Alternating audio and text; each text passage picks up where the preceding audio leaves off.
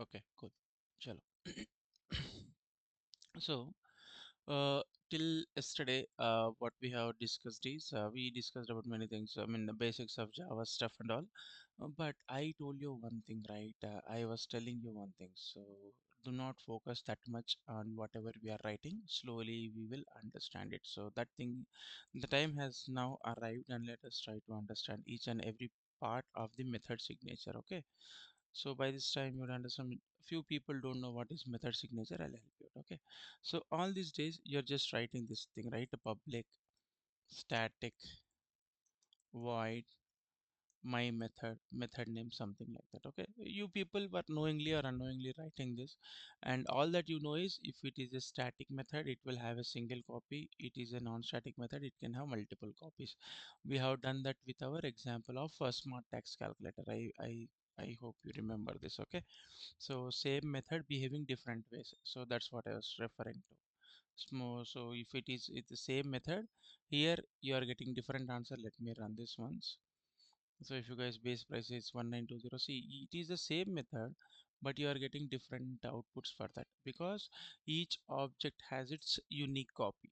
Okay, that's what we remember, and we also remember that if it is a static method, you can call it directly, and if it is a non-static method, what we need to do is we need to create an object for that. Okay, you need to create a object for that. So let me create one non-static method, and you remember this, right? So all that we are doing is just printing this thing. So if I want to call this non-static method, what you need to do is you need to create a object for that, and obj dot this thing. Okay, let me turn off copilot. Okay, cool. So this method, how you are calling it directly because this is a static method. And for the second one, it is a non-static method. So you need to create an object for that and then call the method. Let me run this. Okay, cool, good. So it is printing. Let me do one thing. Static it is, right? And this is non-static.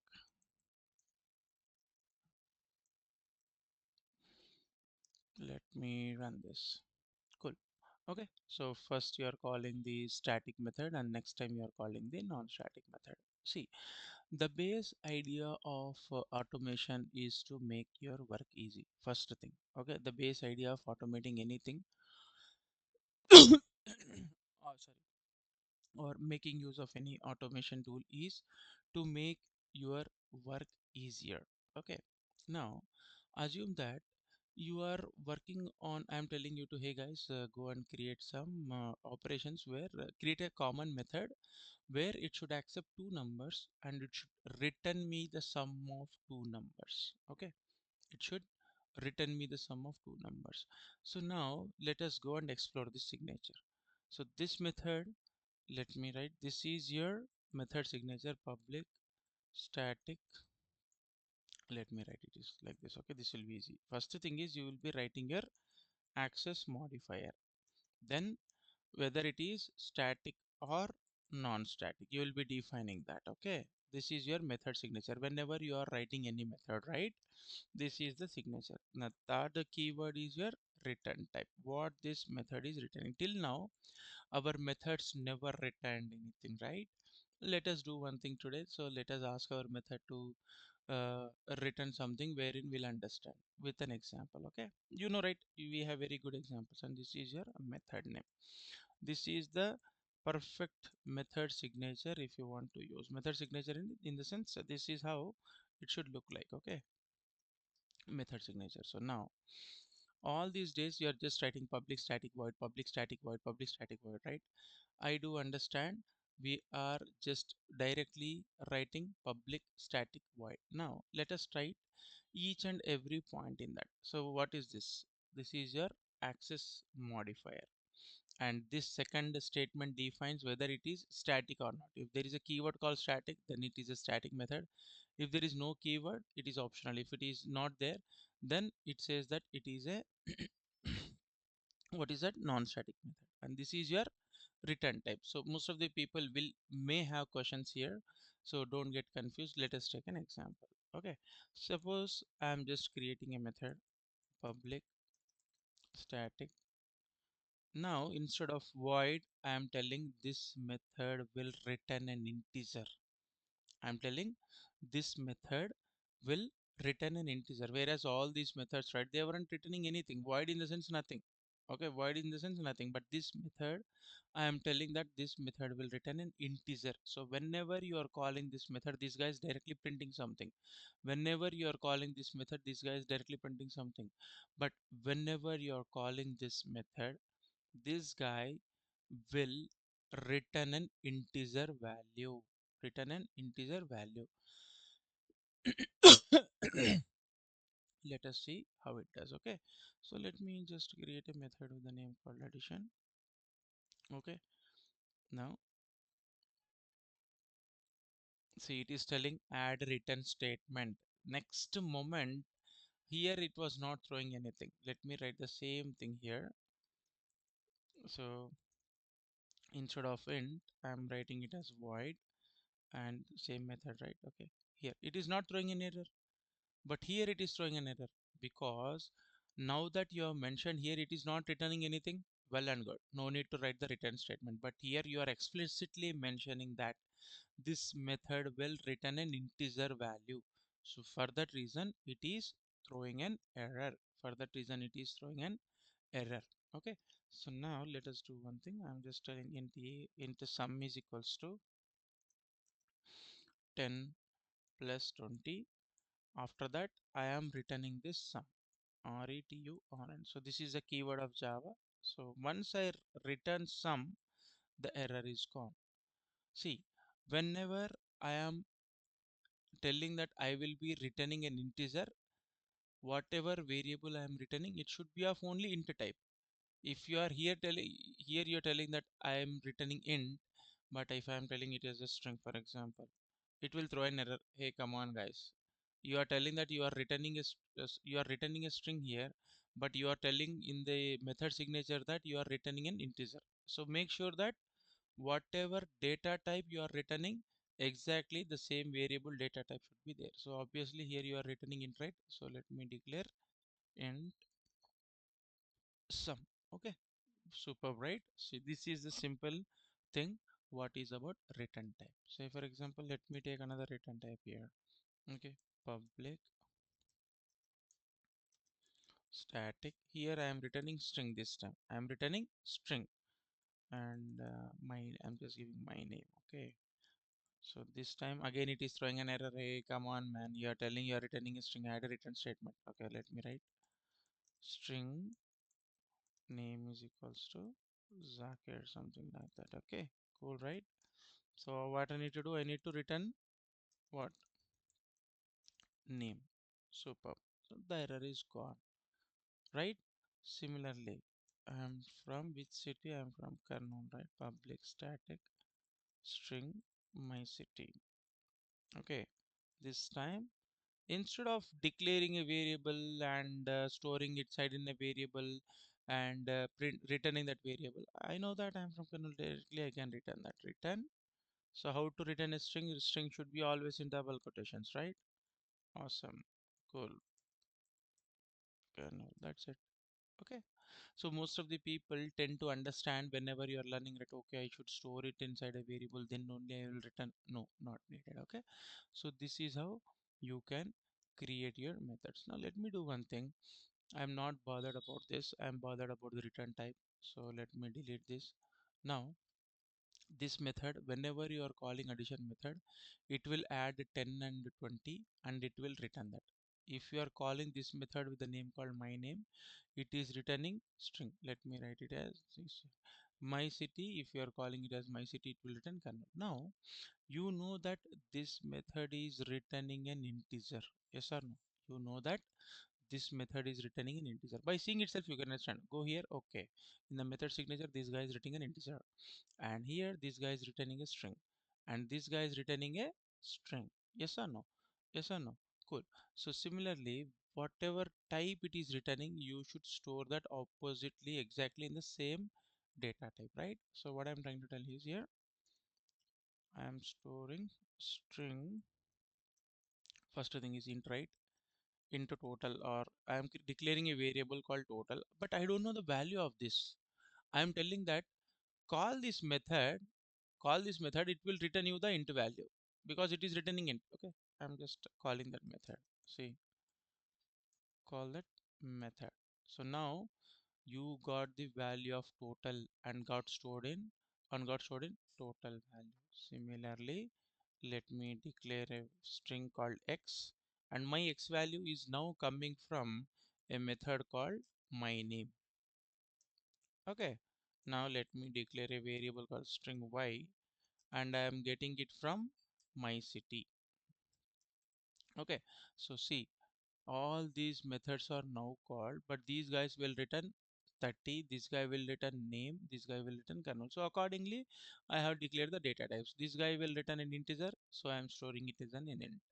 This guy will return a string, and I am storing it in a string. This guy will return a string. Instead of that, let me do one thing. Gender. Okay, here, one second, let it be like this. Let me create another guy. So this time the data type is char. So the name is gender, my gender.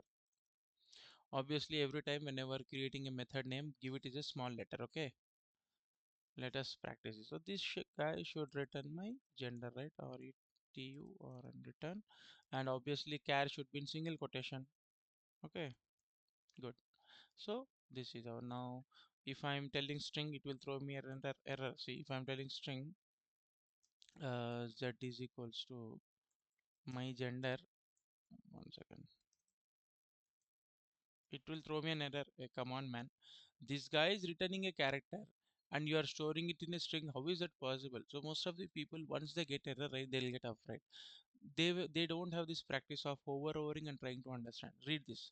See, it is telling that the mismatch cannot convert from char to string. Oh, ho. So this guy is returning a char. See, whenever you are calling my gender, it is returning a char, but here you are storing it in a string. That's what the error is. Okay, so let me update it to char. Super. So if I run this code, nothing is getting printed because you are just getting the values and storing in the variable. You are getting the values and storing the variable, but you are not printing them, right? So let me print them now. Okay, see, so total. Okay, and now let me print x. Okay, let me print y. Let me print z. Okay, cool, right? How simple it is. Now I have got the values. Okay, now let me print them. Cool. See, your total is 30 because it is 10 plus 2, and I am getting x as Zakir because I am calling a method called my name, and my name is returning Zakir. Okay, so what it is returning? My name is returning Zakir. So Zakir is getting stored in x, so I am printing x. So similarly, y. Whenever I am calling a method called my city, where is my city? Here it is. It is returning a string with the name called Karnool, and Karnool is getting stored in y, and similarly my gender, it is stored in z. Okay, now let me do one thing. Let me do one thing. This is known as hard coded value. Most of the people, most of the time, you will have this value called hard coded value. Hard coded value in the sense, what will happen is every time it will return 30 only, yes or no? But that is not the case, right? Let me update it. Let me be a bit smarter now. Okay, public static int addition. I will decide what should be the output. I am having the flexibility to pass the values int p comma int q. Okay, I'm passing two integer values inside this method, and I'm telling that int sum is equals to a sorry p plus q. Yes or no? Whatever p plus q values I am giving to this method, that it will add it, store it in sum, and it should sum return sum. Okay, see, now every time this method will give me 30, right? I don't want that. Hey, come on, man, I want to remove this. Let me remove this.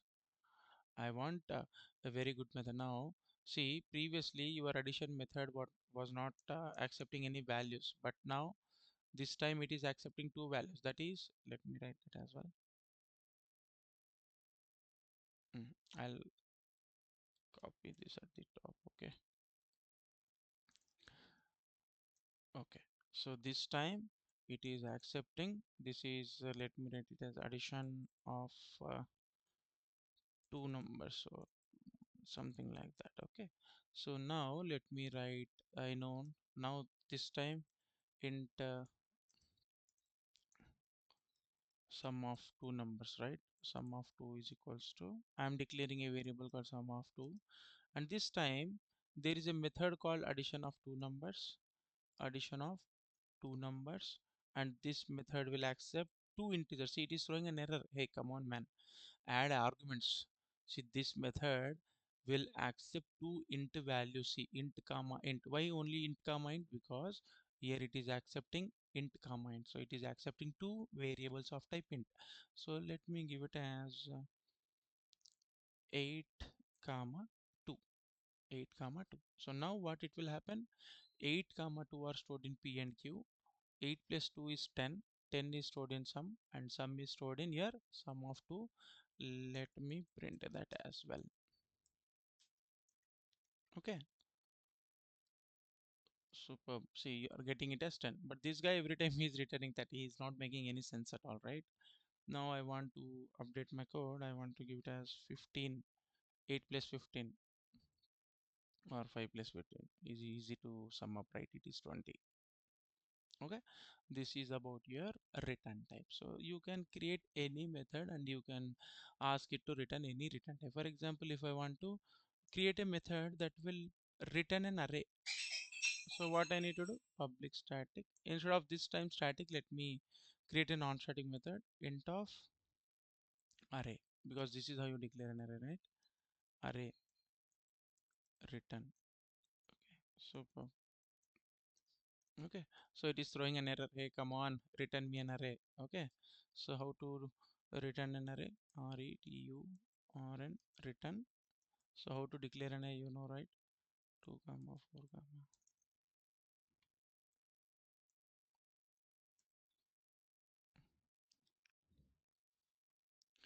change the,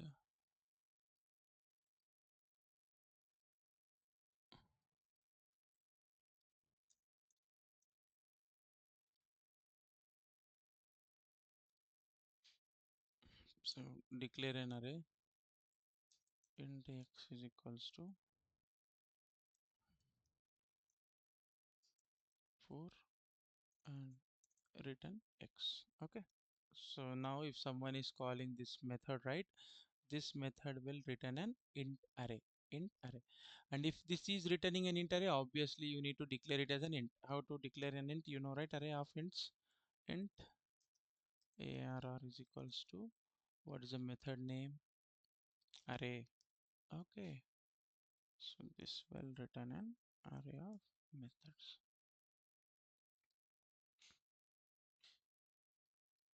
See, one second. It is telling change it to static because I'm not creating an object. That's it. Okay. So this is how you can create your methods, and each method can have its own unique what is that operation. So you can just call that method and that will perform that operation and return the value whatever you want. Okay, I hope you understood what is the return type now. So slowly I was telling you, right, don't get that much stressed out by trying to understand everything on the same day. So we understood what is no, static and non-static. Today we understood what is return type. We already know that this is just a simple method name. You need to give it as with this braces open, braces close. So till here I believe we are clear, right? So just go ahead and create a class with the name called return type and start doing this. If you understood, give me a thumbs up and let us do it fast. Very good, guys. Very good. Come on. In the class itself, there will be no homework, right? You know about me, right? I'm a tough guy to handle. Come on. So let's do it fast. I'll give till 8 a.m. Okay. So it's just simple. See, you need to be bit faster now. You have been with me. This is the eighth day, right? Chalo, cool. Start off.